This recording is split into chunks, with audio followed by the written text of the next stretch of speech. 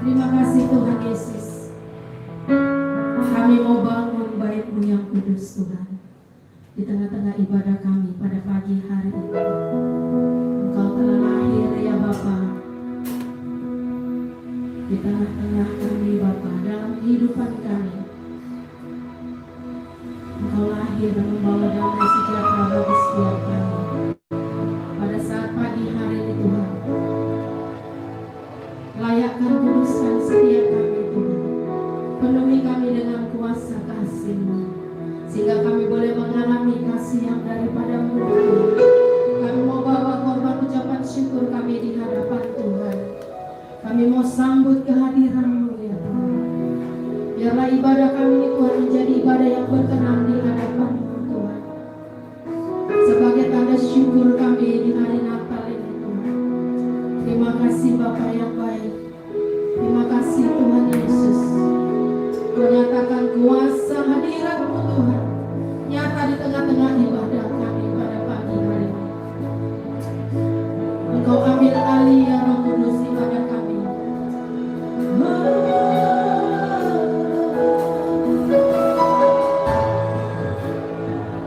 Dalam nama Yesus kami dedikasikan ibadah kami ya Bapa. Haleluya.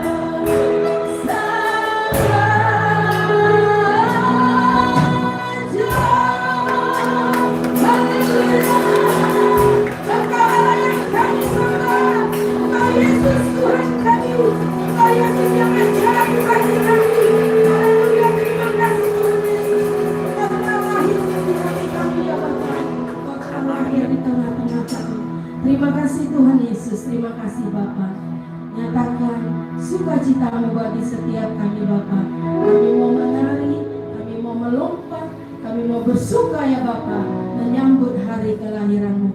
Dan di dalam nama Yesus, setiap kita yang percaya bersama dengan saya katakan amin. Dengan dimuliakan Tuhan kita. Kembali saya bertanya, walaupun ini hari Natal, adakah Bapak Ibu yang baru pertama sekali hadir beribadah di tempat ini? Ada yang pegang tanganmu, tidak apa-apa walaupun kamu ada satu jiwa. Amin. Ya, jauh-jauh dari semua kita. Haleluya. Saudara siap memuji Tuhan? Amin. Coba dulu kasih senyum yang termanis buat kiri kananmu, katakan selamat hari Natal. Engkau begitu cantik hari ini, engkau begitu tampan hari ini. Yes. Amin. Tidak ada yang dapat menggantikan lebih daripada sukacita Tuhan. Amin.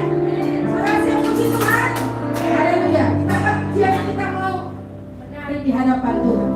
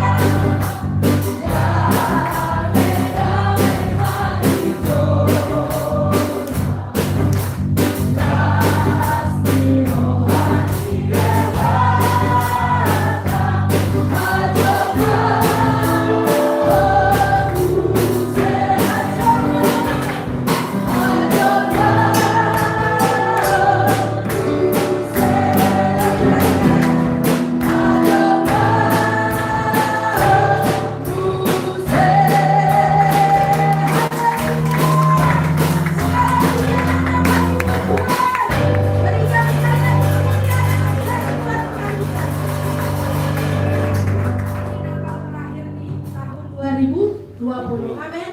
Saya minta tepuk tangannya. Satu, dua,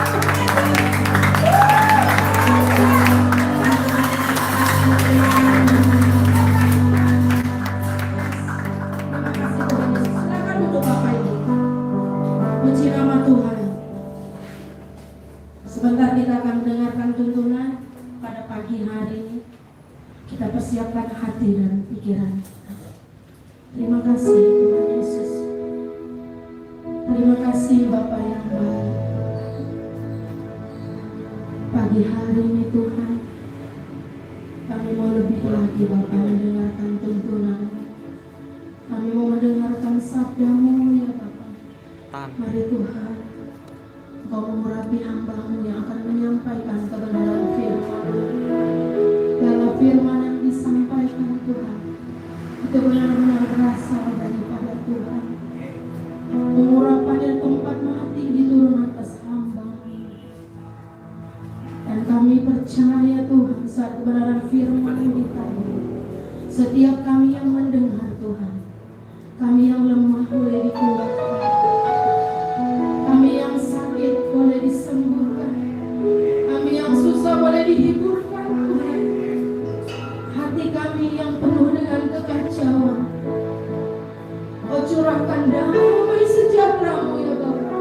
Saat kebenaran firman-Mu kami dengar pada pagi hari ini, biarlah firman-Mu itu boleh mengubahkan setiap kami ya Tuhan. Yang mata rohani kami selama ini buta Engkau celingkan ya Tuhan. Hati yang keras selama ini Engkau lembutkan ya Tuhan. Terima kasih Tuhan Yesus. Kami mau berkata bahwa Engkau Yesuslah juru selamat kami. Terima kasih Tuhan. Kami tidak akan pernah menyia-nyiakan keselamatan itu Tuhan. Tetapi kami mau mengaplikasikan keselamatan itu dalam kehidupan kami Bapak. Dan kami mau menjadi terang dan garam di tengah-tengah kehidupan kami. Terima kasih Tuhan Yesus. Terima kasih Bapa yang baik. Haleluya. Terima kasih Tuhan. Oh haleluya. Oh begitu baik Tuhan. Oh begitu baik. Oh begitu baik Tuhan. Terima kasih Tuhan Yesus. Bila kami mengingat karya-Mu Tuhan sepanjang tahun, oh begitu baik. Oh sangat baik. Terima kasih Tuhan Yesus. Haleluya.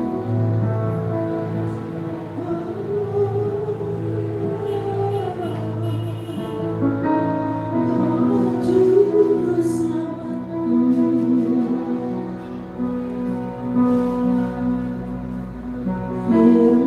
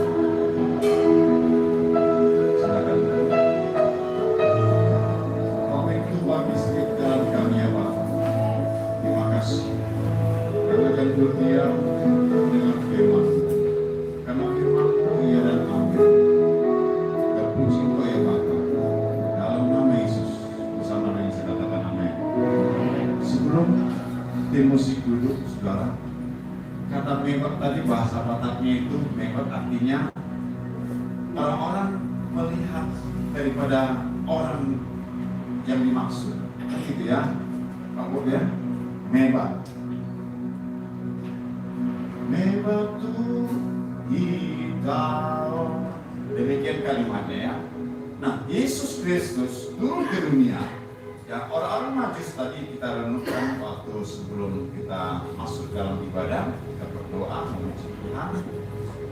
Di dalam Matius 11, ulangi Matius 1 ayat 18 sampai 24 itu, ya, Yesus Kristus turun ke dunia, mebab turun ke dunia, dan banyak orang melihat dia, terutama orang Majus, lanjut lagi para gembala, dan ya, binatang terciptaannya kambing domba, ya, domba melihat, ya, bahkan raja dunia mau melihat dia, tapi bermaksud lain, Tuhan tidak izinkan karena ada maksud lain dalam pikirannya. Nah, demikian kita saudara kasih Tuhan di tempat ini, janganlah ada maksud lain dalam kehidupan kita seperti Herodes yang ingin mau membunuh Yesus. Amin. Saudara kasih Tuhan, ya, kemarin ya panitia Natal Polres Deli Serdang datang mengunjungi kita dari antara gereja-gereja yang ada di kota Makam. Saudara kasih Tuhan, mereka mengunjungi gereja kita dan berkata dari panitia tersebut bahwa Pendeta Yesus Tumorang sebagai anggota Polres Deli Serdang, anggota kepolisian, dan juga mengembalakan di tempat ini, kami datang kepada gereja ini dan memberikan suatu ungkapan syukur hari Natal ini. Beberapa pun bisa mereka berikan dan kita telah salurkan kepada orang-orang yang layak menerimanya. Karena apa? Karena Allah melihat gerejanya, melihat saudara walaupun secara fisik tidak ada di sana, tapi mewakili presentasi daripada jemaat pun tempat ini. Mari mebab pengetahuan, yaitu Yesus hadir di wadah ini. Mari kita terus untuk memebatkan Tuhan dalam kehidupan kita, seperti saya dan keluarga pindah ulangi menikah tahun 96, ya, kami mebab datang ke Sumatera Utara ini atau ke rumah orang tua kami, karena kami telah bukan lagi sendiri, melainkan 1 dan 2 anak cucu daripada orang tua kami. Demikian Yesus Kristus mebab datang ke dunia ini, mari bawa jiwa-jiwa kepada Dia. Demikian orang tua kami maksudkan orang lain boleh melihat anak cucunya, menantunya. Demikian Tuhan Yesus boleh melihat kita, saudara dan saya. Jangan lihat permasalahanmu seperti Yusuf yang dia tulus hati. Banyak masalah yang dihadapinya, tapi dia komitmen, dia telah bertemu dengan Maria. Demikian dia akan tidak mempermalukan Maria, istrinya, dan Roh Kudus jelas berbicara kepada dia. Baik, saudara kasih Tuhan, kita akan diberkati Tuhan lewat berita Injil keselamatan daripada Allah. Berikan tepuk tangan bagi Allah kita, katakan haleluya, haleluya, haleluya. Tidak bukan kepala segala. Tuhan Yesus berbicara engkau lewat Bapak Wakil Kepala kami, Bapak Agus Patrisia. Di hari Natal secara khusus kita balik.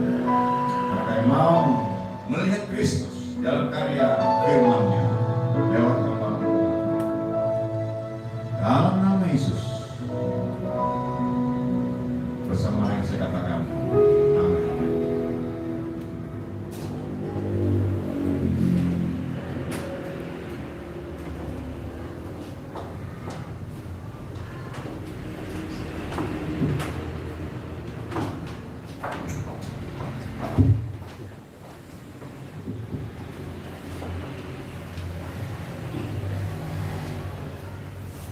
Baik, salam buat kita Bapak Ibu. Salam. Ya, dong, saya mengajak Bapak Ibu sekali lagi berdoa, tidak menunggu waktu kendala Pak. Sekali lagi. Tuhan Yesus, membuat kasih kebaikan-Mu, kami menikmati kasih-Mu yang sempurna, khusus buat hari yang spesial yang kami menikmati Natal, di mana seluruh Indonesia bahkan dunia menyambut hari kelahiran. Dengan-Mu boleh lahir dan setiap hati kami bertumbuh menjadi dewasa. Dalam Kristus, Haleluya. Amin. Sekali lagi salam Bapak Ibu. Salam. Kabar Bapak Ibu? Luar biasa. Terima kasih. Gembala lagi memberikan saya kepercayaan untuk menyampaikan firman Tuhan. Nah, tema hari ini saudaraku, tema Natal pada hari ini yaitu masih Yohanes pasal 14 ayat 6, saudara. Boleh kita buka sama-sama, saudara?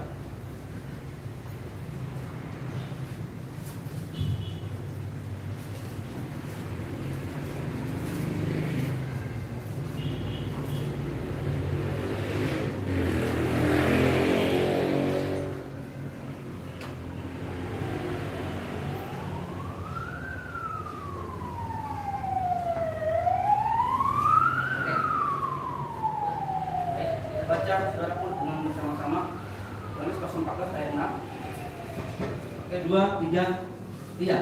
Kata Yesus kepadanya, "Akulah jalan dan kebenaran dan hidup. Tidak ada seorang yang datang kepada Bapa kalau tidak melalui Aku." Nah, saudaraku, ini perkataan Yesus. Di ayat ini kemarin saya jelaskan dan saya ingin mengulang kembali. Di ayat ini bisa kita lihat ada 3 kata yang cukup penting. Yang pertama jalan. Katakan bersama saya jalan. Yang kedua kebenaran. Katakan bersama saya kebenaran. Ketiga kehidupan. Nah, saudaraku, kata ini sangat penting, saudaraku. Bagaimana kita supaya bisa menghidupi iman kita tentunya secara sistematis atau step by step, saudaraku. Dimana, saudaraku, memang setiap ada tujuan. Dimana setiap ada tujuan memang harus melewati jalan, saudara. Beberapa waktu yang lalu saya katakan Yesus adalah Tuhan yang datang dari surga.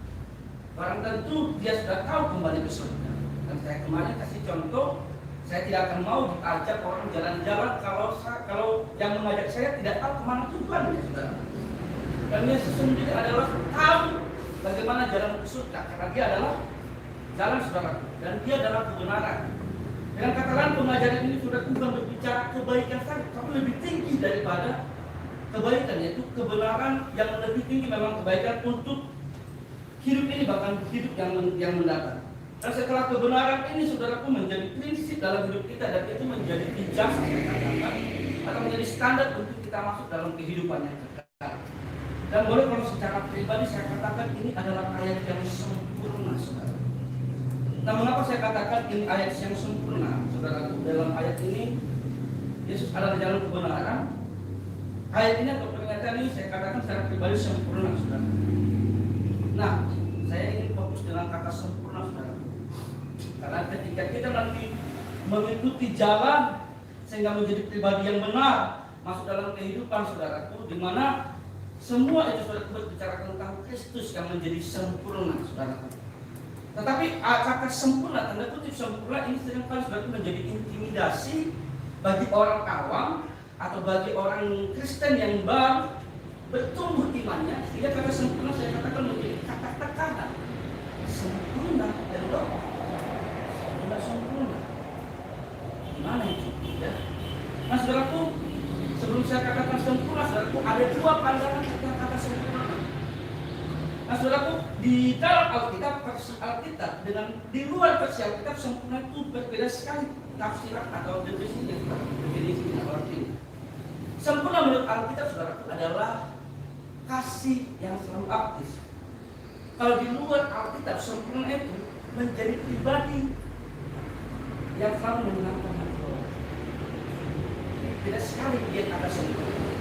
Pertanyaannya, kita ingin menjadi sempurna versi Alkitab atau sempurna versi luar Alkitab.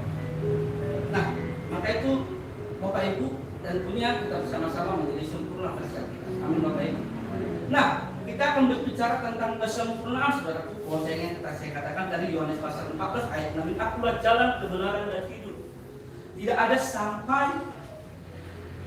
ada seorang pun yang datang kepada Bapa kalau tidak melalui Aku," saudaraku.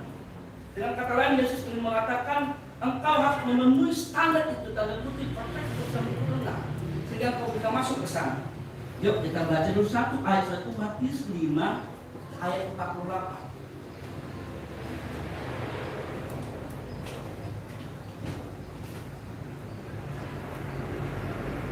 Kita akan baca bersama-sama Matius 5 ayat 48. Oke, kita baca dengan sama-sama 2, 3 ya. Karena itu haruslah kamu sempurna, sama seperti Bapamu yang di surga adalah sempurna. 1 ayat ini saudara. 1 Petrus 1 ayat 16. 1 Petrus pasal 1 ayat 16. Supaya kita mengerti dengan kata sempurna. Kita baca sama-sama 2, 3 ya. Sebab ada tertulis, kuduslah kamu, sebab kudus sempurna sekarang. Kalau saya katakan dari awal tadi bahwa sempurna versi Alkitab adalah kasih yang selalu aktif. Saya mau katakan bahwa kesempurnaan dan kekudusan itu sama. Tetapi yang mengerjakan itu hanya 2 pribadi. Yang pertama firman dan Roh Kudus, bukan kekuatan kita. Saya ulang lagi, yang mengerjakan kekudusan atau kesempurnaan versi Alkitab bukan pribadi dan kekuatan kita, tetapi firman yang dihidupi Roh Kudus. Firman itu mati dan dibangkitkan pada hari ketiga oleh siapa Bapak Ibu?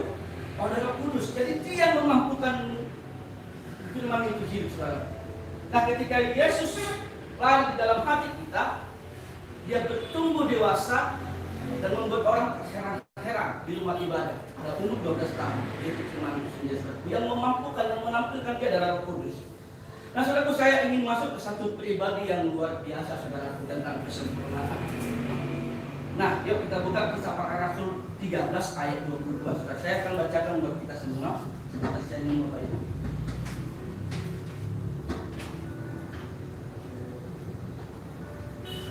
Kisah Para Rasul 13 ayat 22. Saya akan bacakan buat Bapak Ibu. Setelah Saul disingkirkan, Allah mengangkat Daud menjadi raja mereka. Tetapi Daud, Allah telah menyatakan, aku telah mendapat Daud bin Isai, seorang yang berkenan di hatiku dan yang melakukan segala apa Bapak dikatakan, bukan dikatakan separuh, setengah atau seperempat. Apa dikatakan Bapak Ibu? Segala kehendak. Lagi-lagi kembali ke kata perfect dan sempurna. Saya sedikit kasih ilustrasi. Ada seorang bapak-bapak bawa anaknya perempuan 8 tahun di hutan mengambil kayu. Sampai di hutan bapak ini membawa kampak dan mencangkul kayu. Lepas cangkul. Dipotong. Bisa apa itu? Kalau nggak salah menjadi nggak tahu ini. Santai bapak ibu. Dipotong dengan kampak oleh bapak itu. Anak umur 8 tahun itu memperhatikan dengan serius. Bagaimana kampak itu mengenai kayu dan tertular itu. Serius sekali anak umur 8 tahun itu melihat bagaimana bapakku memotong kayu dengan kampak. Singkat ceritanya anak itu langsung ngomong, Pak, kalau saya lihat Pak, kayaknya nggak bisa, enak kali memotong kayu pakai kampak. Boleh Bapak saya bantu, saya ingin memotong kayu itu dengan kampak. Saudara bisa mengatakan bahwa Bapak yang benar pasti tahu kapasitasnya. Amin Bapak Ibu. Firman Tuhan berkata, jika Bapak yang jahat saja tahu memberikan yang baik kepada anaknya, apalagi Bapak murid. Saya percaya saudaraku, kalau dia adalah Bapak yang baik, dia tidak akan memberikan kampak itu untuk anak umur 8 tahun, karena Bapak itu pasti tahu kapasitasnya. Kembali lagi saudaraku ke ayat yang tadi saudaraku dalam Matius 5 ayat 48 dikatakan, saya ulangi, saya bacakan sendiri, karena itu haruslah kamu sempurna sama seperti Bapamu yang di surga juga adalah sempurna. Di 1 Petrus 1 ayat 6 berkata, sebab ada tertulis, kuduslah kamu sebab aku kudus. Ini bukan pernyataan, tetapi ini adalah perintah. Kata kudus jauh dari kata kados. Satu bangsa yang tidak perfect dibedakan, disisihkan. Kata kudus kami berarti dibedakan, disisihkan, berbeda dengan bangsa-bangsa yang lain, berbeda dengan anak-anak Tuhan yang lain, berbeda dengan umat-umat Tuhan yang lain. Ada perbedaan, ini namanya kados. Jadi perfect yang dimaksud bukan perfect secara pandangan dunia. Selalu menjadi pribadi yang diinginkan si Anu, selalu pribadi yang menjadikan si A, si B. Tetapi perfect yang dimaksud aktif adalah berbicara kasih yang selalu aktif dimanapun berada. Amin Bapak Ibu. Ini dia, saudaraku, mengapa saya katakan tadi Kisah Para Rasul 13 ayat 22. Mari dikatakan setelah Saul disingkirkan Allah mengangkat Daud menjadi raja. Tentang Daud Allah telah menyatakan, aku telah mendapatkan Daud bin Isai, seorang yang berkenan di hatiku. Hello, siapa kasih Daud ini? Saya katakan seperti Daud ini pembunuh. Bukan hanya pembunuh, dia pezina. Yang pada lagi saya minta maaf dari ini sekali bilang para hamba Tuhan. Babylon. Saudara tahu apa Babylon? Perebut bini orang. Ini Daud, saudara. Tetapi kenapa Allah berkata, aku menemukan Daud bin Isai yang berkenan di hatiku? Ini menjadi menjelaskan supaya kita sadar. Kok bisa Daud itu berkenan kepada kok bisa Tuhan itu berkenan kepada Daud? Kalau saya boleh katakan begini, sederhananya begini. Saya percaya bahwa semua kita di ruangan ini pasti dicintai dan dikasih Tuhan. Seperti saya Bapak Ibu. Saya percaya bahwa semua dunia ini dikasih Tuhan. Tapi berbicara perkenanan belum semuanya, saudara. Kira-kira saudara bisa ngerti apa yang saya maksud? Kalau kita jumpa orang di keramaian atau undangan, semua bisa kita senyum.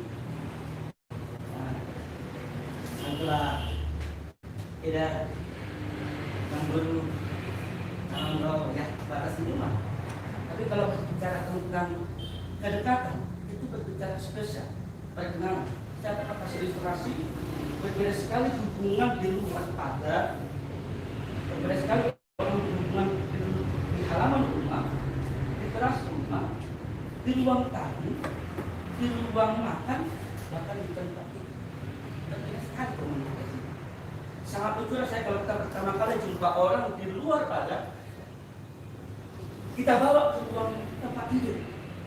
Seringkali kita menemukan biasanya pengaruh ada di luar pagar. Apalagi kolektor, preman, itu bawa mereka ke tempat tidur. Sesuatu yang rahasia itu dibukakan. Sesuatu yang selama ini disebutkan privasi pasti terbukakan, saudara. Maka saudaraku Daud mendapat pernyataan yang seperti daripada Tuhan. Aku telah menemukan Daud yang berkenan di hatiku, saudara. Mantan pembunuh, pezina, bahkan pasangan orang pembina, saudaraku. Aku telah menemukan Daud bin Isai seorang berkenan di hatiku. Mengapa Tuhan, saudaraku? Karena Tuhan tidak melihat penampilan. Katakan kanan kiri, saudaraku, Tuhan tidak melihat penampilan. Tuhan tidak melihat penampilan. Nah, kalau kita buka sama-sama, saudaraku, pasal 16. Saya akan bacakan buat kita semua.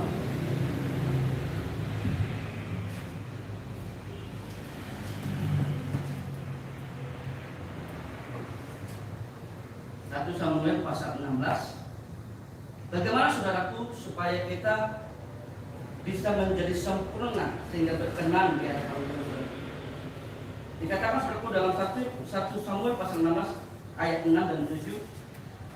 Begini firman Tuhan, ketika mereka itu masuk dan Samuel melihat Elia ini kata-katanya Daud.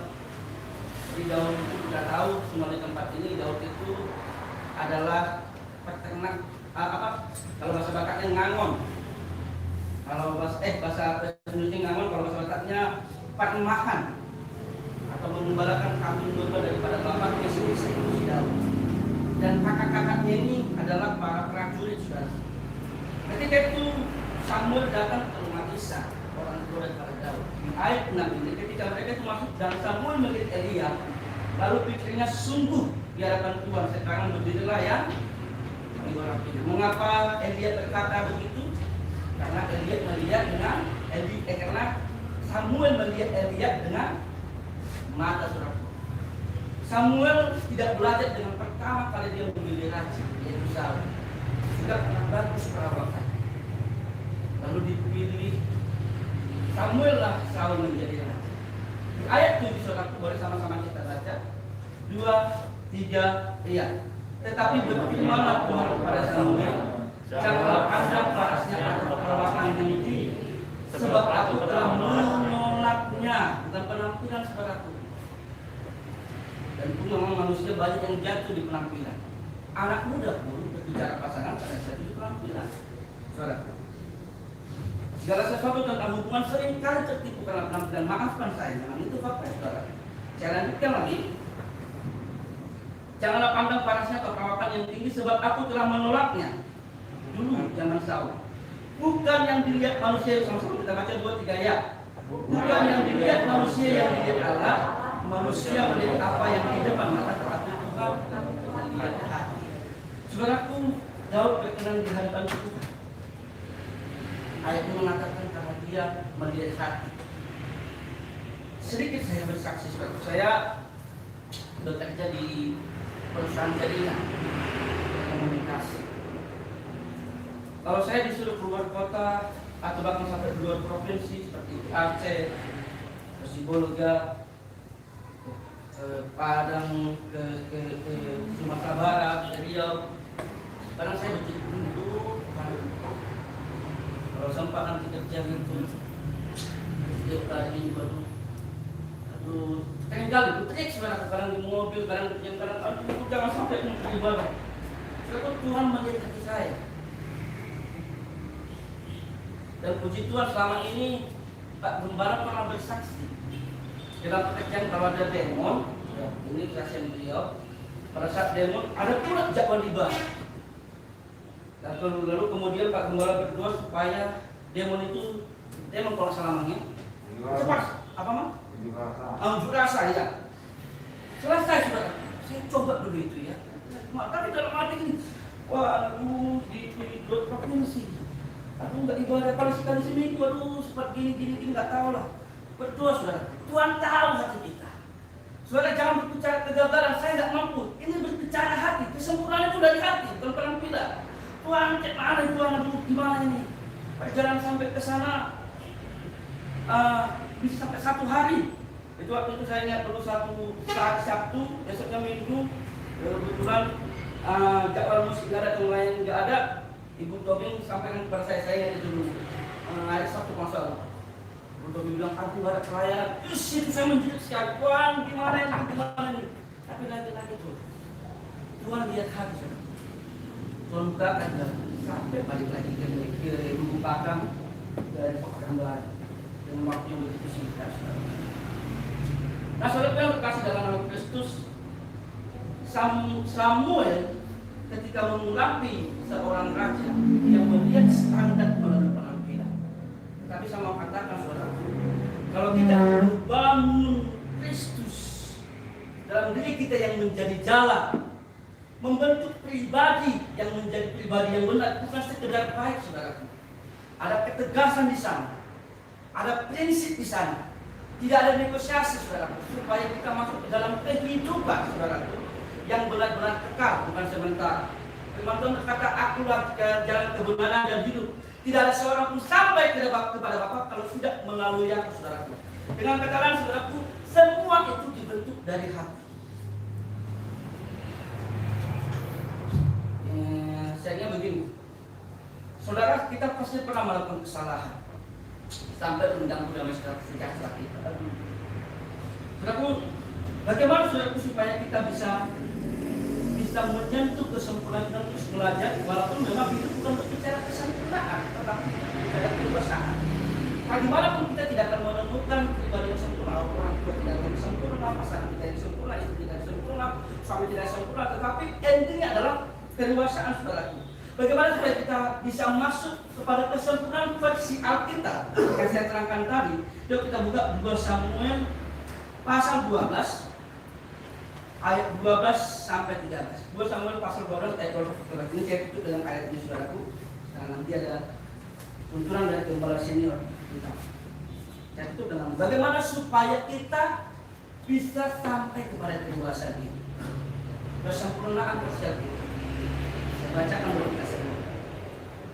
Saya berdoa semoga Roh Kudus terus memberikan hikmat dari hati kita, pengertian yang baru saudara. Karena logos itu terbatas saudara yang disampaikan oleh manusia. Ayat 12 begini, sebab engkau telah melakukan secara tersembunyi Tetapi aku melakukan hal itu di depan seluruh Israel secara terang-terangan.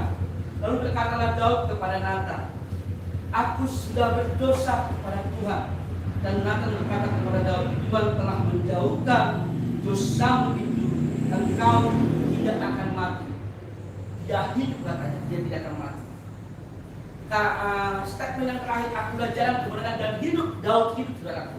Mengapa saudaraku Daud bisa berkenan di hadapan Allah? Simpel saudara.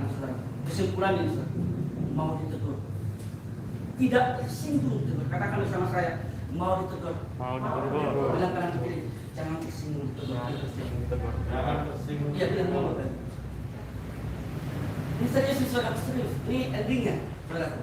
Kita tahu misalnya saudaraku mengapa saudaraku ini Natan sendiri ngomong. Saudaraku, kalau saudara bisa baca 2 Samuel sampai habis 1 Samuel, 2 Samuel, setiap orang berjumpa dengan raja, maka dia akan sujud, bahkan mukanya sampai ke tanah, sampai takutnya. Tetapi itulah kebenaran saudaraku. Punya prinsip, tegas saudaraku. Tegas belum tentu keras, marah belum tentu marah saudaraku. Jadi, curhat jadi. Ada orang yang dinasihati tersinggung.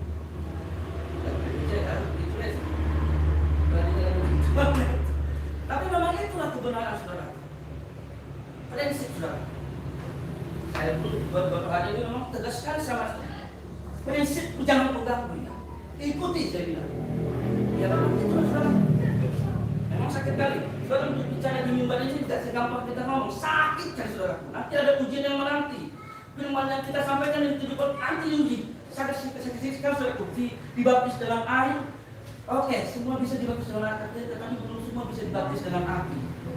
Maka api yang menentukan apakah tembaga, besi, atau emas.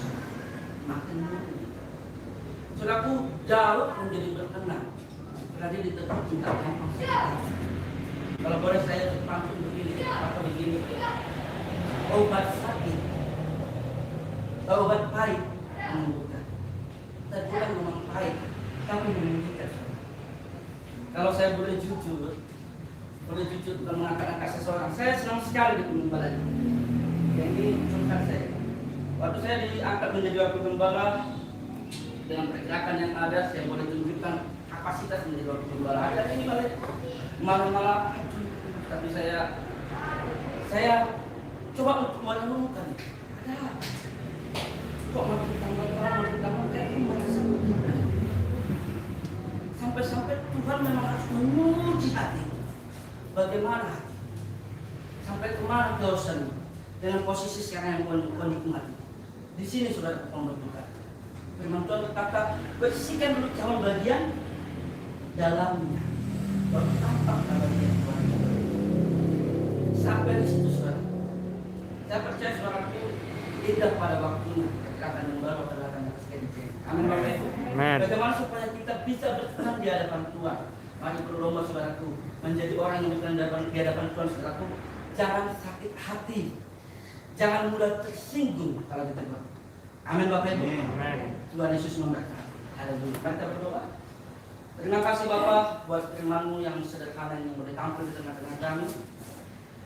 Hamba-Mu telah menyampaikan firman-Mu secara bahasa yang cukup sederhana. Terima kasih Bapak, hamba-Mu yang hina dan bodoh ini Engkau berikan kesempatan untuk menyatakan kasih-Mu yang luar biasa. Kami menjadi pribadi yang sempurna menurut versi Alkitab, yaitu kasih yang selalu aktif, bukan sempurna menurut orang di luar Alkitab. Di dalam nama Kristus bentuk itu Bapak dari hati kami, yaitu dengan gampang ditegur, dengan gampang tidak mudah tersinggung ketika kami menyaksikan. Karena Kristus tertanam di hati kami paling dalam benih firman ini. Baik kami berakar, bertumbuh dan menghasilkan buah sampai 100 kali lipat. Haleluya. Sama-sama katakan amin. Mari kita kembali.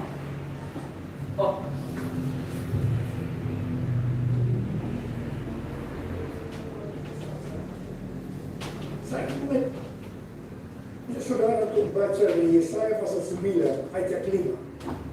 Mari kita baca. Seorang anak telah lahir untuk kita, seorang putra telah diberikan untuk kita. Lambang pemerintahan ada di atas bahunya, dan namanya disebutkan orang Penasihat Ajaib, Allah yang perkasa, Bapa yang kekal, Raja damai. Ayat ini menubuatkan kelahiran Yesus Sang Mesias.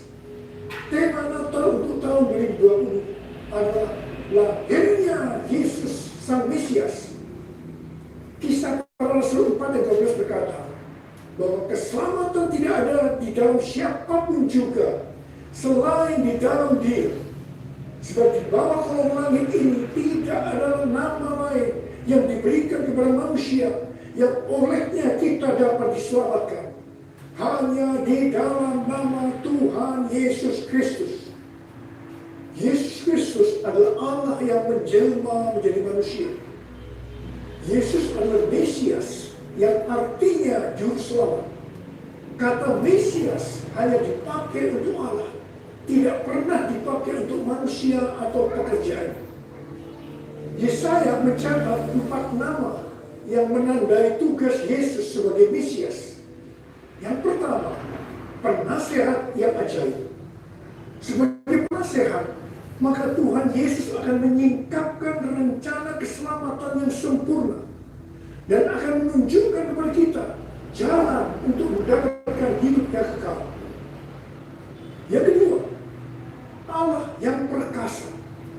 Di dalam Yesus selaku Mesias, seluruh kepenuhan kealahan akan berdiam secara jasmani. Sebab Yesus adalah Allah yang menjelma menjadi manusia. Yang ketiga, Bapa yang kekal. Yesus datang bukan hanya untuk memperkenalkan Bapa surgawi, tetapi Ia juga akan bertindak sebagai Bapa kepada umatnya secara kekal. Ia penuh belas kasihan. Ia mengasihi, melindungi, dan menyediakan kebutuhan anak-anaknya. Yang keempat, Raja Damai. Yesus disebut Raja Damai karena hanya Tuhan Yesus yang bisa mendamaikan manusia dengan Allah. Mengapa manusia harus didamaikan dengan Allah? Sebab Alkitab katakan, semua orang telah berbuat dosa dan telah kehilangan kemuliaan Allah. Dosa membuat kita menjadi seturu Allah. Upah dosa adalah maut, mati kekal selama-lamanya, tempatnya di neraka. Bagaimana Tuhan Yesus mendamaikan manusia dengan Allah? Alkitab berkata dalam 2 Korintus 5 ayat 21, Dia yang tidak mengenal dosa telah dibuatnya menjadi dosa oleh karena kita, supaya dalam Dia kita dibenarkan oleh Allah. Tuhan Yesus yang tidak mengenal dosa dijadikan dosa oleh karena kita. Artinya Tuhan Yesus harus mati menggantikan kita. Kita yang sebenarnya harus mati, tetapi Tuhan Yesus menggantikan kita, supaya setiap orang yang percaya kepada Tuhan Yesus dibenarkan oleh Allah. Artinya didamaikan dengan Allah. Tuhan Yesus sebagai Raja Damai juga akan memberikan kepada kita damai sejahtera yang berlimpah-limpah. Ini yang sangat kita perlukan pada masa pandemi COVID-19 ini. Yesaya 48 ayat 18 berkata, sekiranya engkau memperhatikan perintah-perintahku, maka damai sejahteramu akan seperti sungai yang tidak pernah kering, dan kebahagiaanmu akan terus berlimpah seperti gelombang-gelombang laut yang tidak pernah berhenti. Jadi, kunci untuk mendapatkan damai sejahtera yang berlimpah-limpah yang Tuhan Yesus sediakan adalah memperhatikan perintah Tuhan, hidup menurut kehendak Tuhan. Karena itu, baca Alkitab setiap hari, renungkan, lakukan, dan saksikan.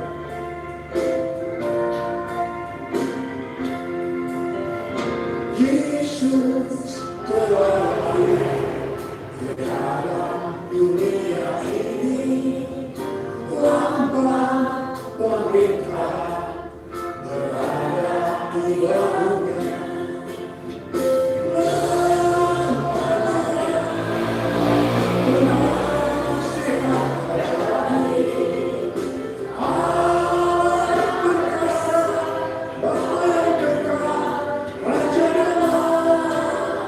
Semua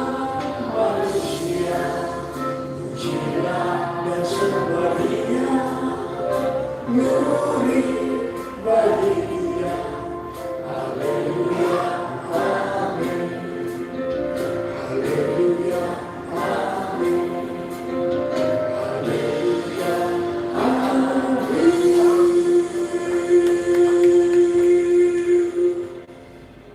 Pada waktu Tuhan Yesus lahir ke dalam dunia ini, ada beberapa peristiwa yang terjadi yang mengajarkan kepada kita bagaimana seharusnya kita menyambut kedatangan Tuhan.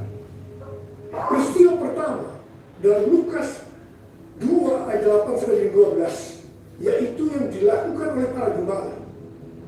Pada waktu para gembala sedang menjaga ternak di waktu malam, tiba-tiba mereka didatangi oleh malaikat Tuhan, dan kemuliaan Tuhan meliputi mereka. Mereka sangat ketakutan. Malaikat berkata kepada para gembala, "Jangan takut. Sesungguhnya aku memberitakan kepadamu kesukaan besar untuk seluruh bangsa. Hari ini telah lahir bagimu juru selamat, yaitu Kristus Tuhan di kota Daud. Dan inilah tandanya bagimu. Kamu akan menjumpai seorang bayi dibungkus dengan lampin dan terbaring di dalam palungan."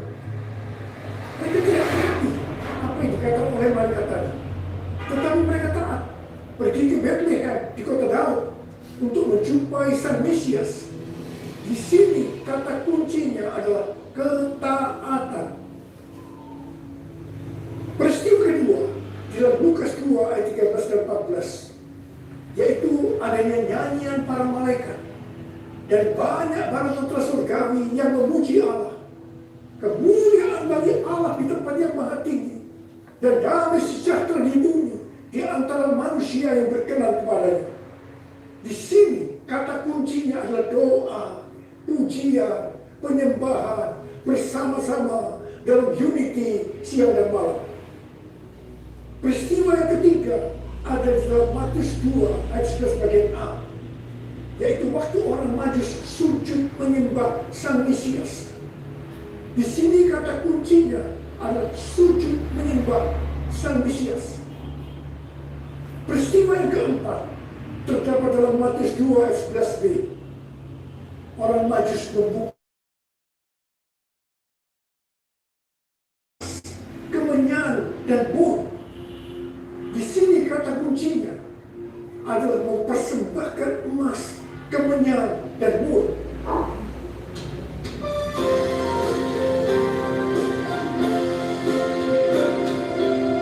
Kemuliaan bagi Allah di tempat yang maha tinggi, damai sejahtera di bumi di antara semua umat manusia yang bergerak padanya,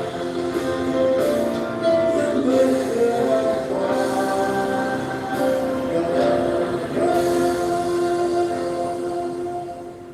karena Natal berbicara tentang kedatangan Tuhan Yesus yang pertama ke dalam dunia ini. Maka hari-hari ini kita sedang menunggu kedatangan Tuhan Yesus yang kedua kalinya. Sesuai dengan 4 peristiwa yang terjadi pada waktu menyambut kedatangan Tuhan Yesus yang pertama. Maka ada 4 hal yang harus kita lakukan untuk menyambut kedatangan Tuhan Yesus yang kedua kali. Yang pertama adalah ketaatan. Yang kedua, doa, pujian, penyembahan bersama-sama dengan unity siang dan malam. Yang ketiga, sujud menyembah Tuhan Yesus. Dan yang keempat, mempersembahkan emas, kemenyan dan bur. Mari sekarang kita akan melihat penjelasannya satu persatu. Yang pertama tentang ketaatan. Tuhan Yesus memberitahukan kepada kita bahwa kedatangan yang kedua kali akan terjadi setelah Injil Kerajaan diberitakan seluruh dunia menjadi kesaksian dari semua bangsa. Karena itu bagi kita yang merindukan kedatangannya, kita pasti sungguh-sungguh untuk menyelesaikan amanat agung Tuhan Yesus. Pentakosta ketiga akan memberikan kepada kita kuasa untuk menyelesaikan amanat agung Tuhan Yesus. Menurut kalender Ibrani, kita sudah memasuki tahun 5781. yang disebut dengan tahun P Alef, yang artinya 81. Angka 80 atau P menggambarkan mulut, dan angka 1 Alef itu merupakan permulaan yang baru. Yohanes 1 ayat 1 berkata, pada mulanya ada firman. Firman itu bersama-sama dengan Allah, dan firman itu adalah Allah. Di sini kita diingatkan bahwa untuk menyambut kedatangan Tuhan Yesus yang kedua kalinya, kita harus hati-hati dengan mulut kita. Harus hati-hati dengan perkataan kita, termasuk menuliskan kata-kata di media sosial. Diingatkan bahwa mulut bukan digunakan untuk gosip, untuk menjelekkan orang lain, untuk menghakimi orang lain, kata-kata kotor, hoax. Dan biarlah yang keluar dari mulut ini, biarlah perkataan kita adalah firman Tuhan. Di dalam Matius 12 ayat 36 dan 37, Tuhan Yesus berkata kepada kita bahwa setiap kata sia-sia yang diucapkan orang harus dipertanggungjawabkannya di hari penghakiman. Karena menurut ucapanmu engkau akan dibenarkan, dan menurut ucapanmu pula engkau akan dihukum. Karena itu hati-hati dengan ucapanmu, hati-hati dengan perkataanmu, hati-hati dengan apa yang kau tulis di medsos. Yang kedua, doa pujian penyembahan bersama-sama dan unity siang dan malam. Ini berbicara tentang restorasi keluarga. Ini berbicara tentang menara doa. Ini berbicara tentang keintiman dengan Tuhan. Orang yang hidupnya intim dengan Tuhan pasti merindukan kedatangan Tuhan. Sesuai dengan 2 Timotius 4 ayat 8. Maka orang yang merindukan kedatangannya akan mendapatkan mahkota kebenaran. Ada berapa banyak yang merindukan mahkota kebenaran? Angkat tangan saudara. Yang ketiga, sujud menyembah Tuhan Yesus. Sujud menyembah Tuhan Yesus artinya dengan sekedar hidup kita melakukan segala kehendak Tuhan. Jadi segala sesuatu yang kita lakukan, kalau itu menyenangkan hatinya Tuhan, itu artinya kita sujud menyembah Tuhan. Kisah Para Rasul 13:22 berkata bahwa tentang Daud Allah telah menyatakan, aku telah mendapatkan Daud bin Isai, seorang yang berkenan di hatiku dan yang melakukan segala kehendakku. Daud adalah seorang yang berkenan di hati Tuhan, karena Daud melakukan segala kehendak Tuhan pada zamannya. Itu artinya Daud sujud menyembah Tuhan. Saya selalu merindukan Tuhan berkata kepada saya, aku telah menemukan Niko bin Rahajo, orang yang berkenan di hatimu dan melakukan kehendak. Apakah saudara merindukan hal yang sama seperti apa yang saya rindukan? Yesus, aku sembah. Yesus, aku sembah. Saat yang indah ini, aku sembah. Pujian ku naikkan dan kasih ku berikan. Yesus, Tuhan mulia, Engkau aku sembah. Yesus, Tuhan mulia, Engkau aku sembah. Yesus, Tuhan mulia, Engkau aku sembah.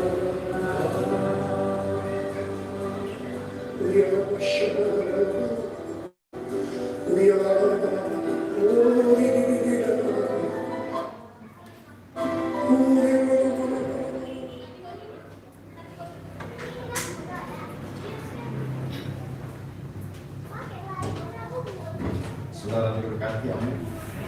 Nah, saudara kasih Tuhan kata apa yang dikatakan oleh Tuhan kepada Daud tadi kita sama-sama dengar. dia melakukan segala yang dikehendaki oleh Tuhan.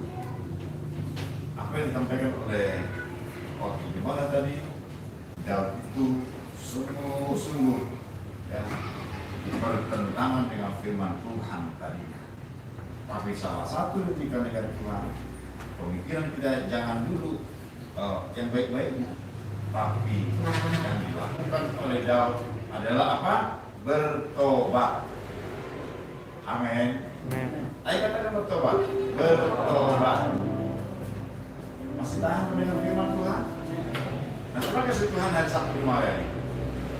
Ulangi, kemarin malam ada ibadah Natal yang disampaikan oleh pendeta Benedictus. Saudara, apa yang saudara dapat di sana? Yaitu boleh saya mengingatkan kembali kepada kita semua. Ada seorang wanita bernama Fanny Crosby. Dia lahir buta. Berani, sorry. Dia lahir bukan buta, saudara. Dia lahir bukan buta. Fanny Crosby ini. Tapi setelah umur 5 tahun kurang lebih, dia buta. Dan setelah dia buta, menjalani hari-harinya, dia mau bunuh diri dan benci Tuhan. Tapi Allah melawat dia dalam kebutaannya. Akhirnya dia bertobat dan dia tercipta lagu. Mari kita angkat pujian lagu yang dibawa oleh Fanny, yang diciptakan oleh Fanny Crosby. Ku berbahagia yakin teguh Yesus abadi goyangku dan warisnya budi terus cintaan aku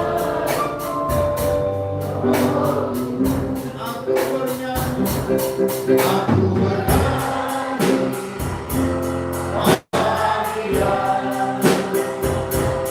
memuji Yesus selamanya.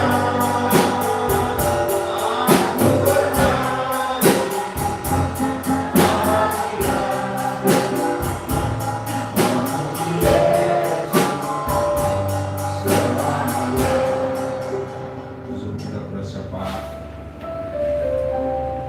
mari saudara kasih Tuhan. Luar biasa Tuhan melawat gerejanya di hari Natal ini. Engkau telah dikunjungi oleh pemerintah lewat kepolisian. Bahkan malah lingkungan memuji tempat ini. Malah lingkungan di daerah Kecamatan Lepakang ini memantau tempat ibadah. Dan kita termasuk yang baik menjaga protokol kesehatan.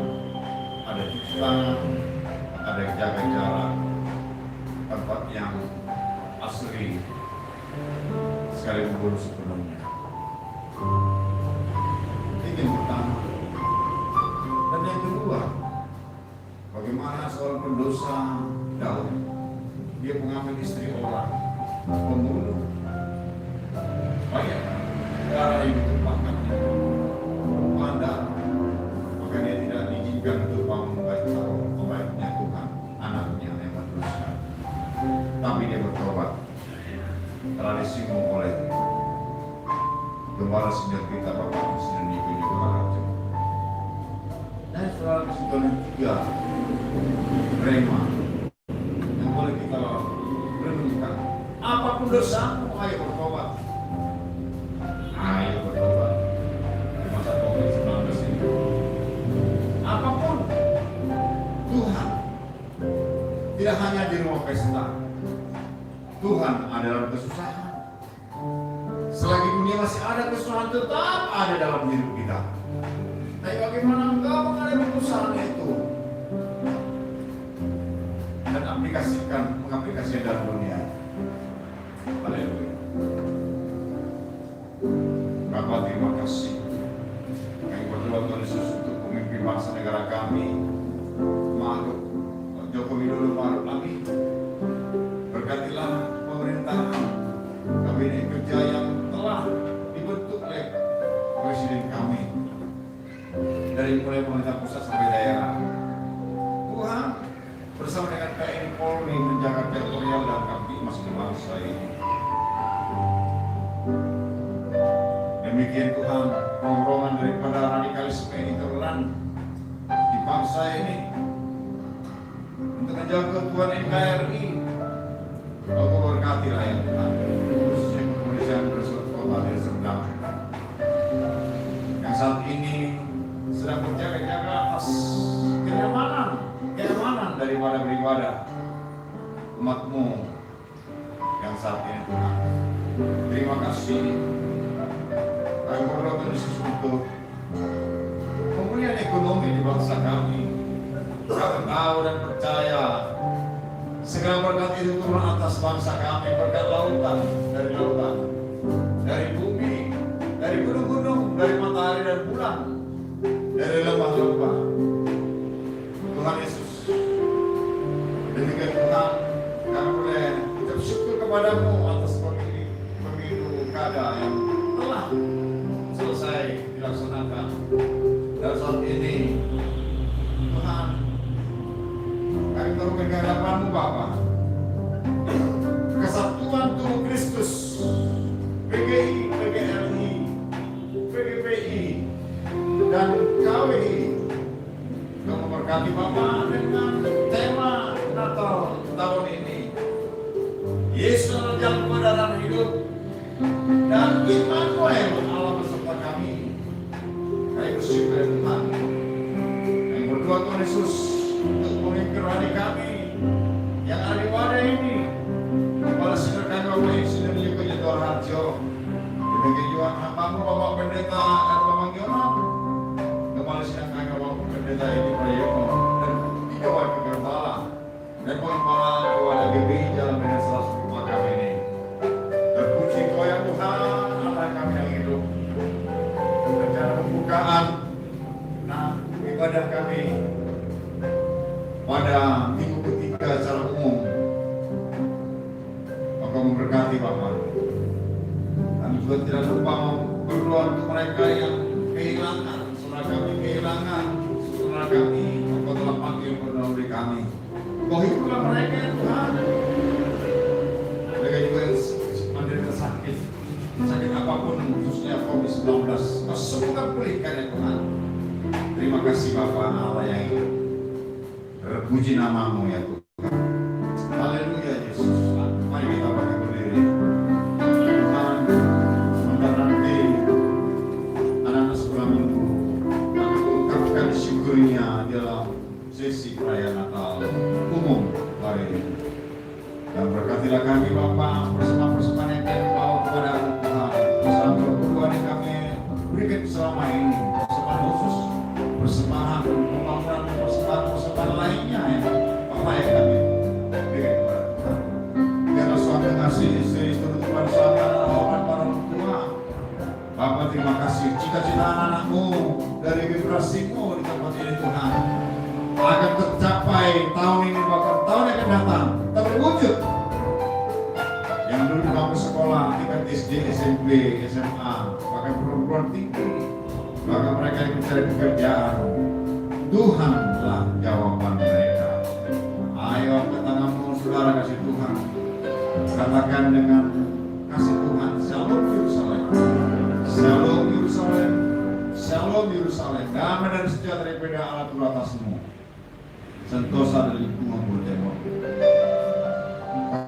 Kasih Tuhan, ibadah Natal umum hari ini telah selesai, dan mari kita tinggalkan tempat ini, kembali ke rumah kita masing-masing di dalam pertolongan rahmat daripada Allah, kasih karunia dari Allah Bapa dalam anaknya Yesus Kristus Tuhan, dalam persekutuan masa kuasa dan terus menyertai kita hari ini. Esok hingga Maranatha Tuhan seperti kita di awan-awan bermain bersama dengan saya katakan amin. Aku bernyanyi